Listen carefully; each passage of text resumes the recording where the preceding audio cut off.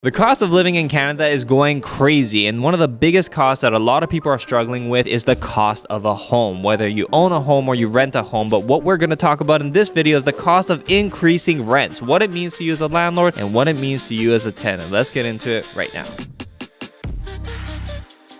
What is going on, everybody? My name is Andrew. Today we're going to talk about the increasing rents that we're seeing all across the provinces, all across Canada. So the first thing I want to talk about here is that there's not really any fundamental cap on what rents can be. Rents are pretty much dictated by the economy, by private industry, and by private landlords primarily. A lot of the times when we talk about rising interest rates, there's a lot of people who are saying, yeah, screw the landlords, forget them. I mean, don't they make enough money? And right now we can see that there's a lot of real estate investors who are responsible for providing housing that are actually suffering as a result of the increasing interest rates. So when you see that interest rates just continue to rise, it is obviously going to affect the cost of living for those who have to rent. So here's what it looks like. If you are a landlord and you have a property for multiple years and maybe you have a tenant that is about to move out, this is going to be the time where you rejoice a little bit because now you have a vacant unit that you're going to be able to rent out at an increased cost. I have had some units that I was renting out for about $1,000 a month in Hamilton, Ontario, 2-bedroom apartment. It was a pretty nice place. Tenant moved out, that rent jumped from $1,000 a month to $1,800 a month. That is actually a pretty significant increase. It almost doubled. And it's crazy if you think that 8 years ago rents were $1,000 and today it's almost twice that. In Toronto, we're seeing 1-bedroom apartments go anywhere from $2,400, $2,500. That is insane to me. It's challenging. People are struggling, but this is what the market is right now because we have all the immigration that is coming in. We brought in something like 1 million people. What it means is that if you're currently living in a unit and you don't want to have a significant increase to your bills, don't move if at all possible. Honestly, stay put. I have some tenants who have told me that they're considering moving, and I, out of curiosity, will ask them, are you sure you want to do that? And sometimes circumstances are just as such that you have to move, and just because the place that you're currently renting is affordable doesn't mean that you can always stay there. You can also see that the government is starting to push out a lot of initiatives to help private industry essentially build more housing. Not necessarily build more housing, but maybe chop up. They're now allowing us to put up to 4 units, and in some cases I see people do more than that on the property that we own. So if you have a relatively large piece of land, you're able to do 1 unit, 2 unit, maybe 3 unit, and you're able to do a garden suite in the back. And this is something that is allowing people to significantly increase the value of the property. If you're a handy person and you know how to do these things, you're able to cut costs and give yourself work. Now, I want to talk about some of the interesting things I've been seeing in terms of house hacking. I start to see people who have houses and they start really chopping things up and renting out rooms. People are doing this in Toronto, people are doing this in Hamilton. If you're close by a school, there's a serious lack of accommodations. I mean, in Hamilton, I see people renting downtown Hamilton and they go to McMaster University, and that is pretty far. And if you've been to Hamilton, you'll know that Hamilton as a downtown core is very different from the McMaster area. But people are trying to move to wherever it is most affordable now because people can only afford so much. And this is a serious problem that both parties have to contend with. I know landlords who have tenants that are not moving out, and because they're under rent control, the landlords can't increase the rents to contend with increasing interest rates from the mortgage, and they can't necessarily evict them either, which means that they're stuck with the tenant paying a low rent. And this is where I see some people sometimes coming together and simply having a conversation. I have seen some landlords approach their tenants and say, listen, this is what's happening with the cost. Everything's getting a little expensive. If you're interested, I will make these improvements to the property and I would like you to start paying this much more in rent. But now the last thing I want to talk to you guys about is where these increasing rents start to hit points of instability. Do you ever look at some of these rent prices and wondering who can afford this? And do you ever look as maybe a landlord at some of the tenants and think, I don't know if they're going to be able to get by on some of this, because if any problems happen, this is where you start to see landlords finding themselves in a pinch, which means that when you buy an investment property and you're counting on these really high rents, when the median incomes do not reflect any people who are able to afford these rents comfortably, you really need to budget things a little more appropriately. We have to rethink the way that we budget our investments because now we need way more cushion than we ever needed before, and we need way more time in order to deal with problems. Like if your tenant stops paying and they're sitting in your property, that, and we've seen it before, it can destroy real estate investors. So this whole matter with housing being challenging on both sides, people need to start working together. But as a landlord, it means that if you can increase units, start looking into adding additional units to your home. This may be a viable option for you. If you're a tenant and you have affordable housing as it is, try not to give up the apartment, and maybe you have a friend who you're able to assign that lease to. That will be beneficial. And I even saw some tenants who were not in a rent controlled apartment. The landlord wanted to increase the rents and they said that they can't afford it, they offered to do some work around the property, and it was just things like snow removal and lawn care. The landlord agreed and they were able to forego the rent increase. And this is where I see people working together to make things happen. When times are tough, what Canada needs is a little bit of community, and I hope you're able to do that between yourselves as well. So I hope you found this video helpful and informative. If you want to know more about real estate investing or how to navigate landlord and tenant market, make sure to get in touch with us. I'll leave some info about us in the description below. As always, like this video, subscribe to our channel, and I will see you on the next one.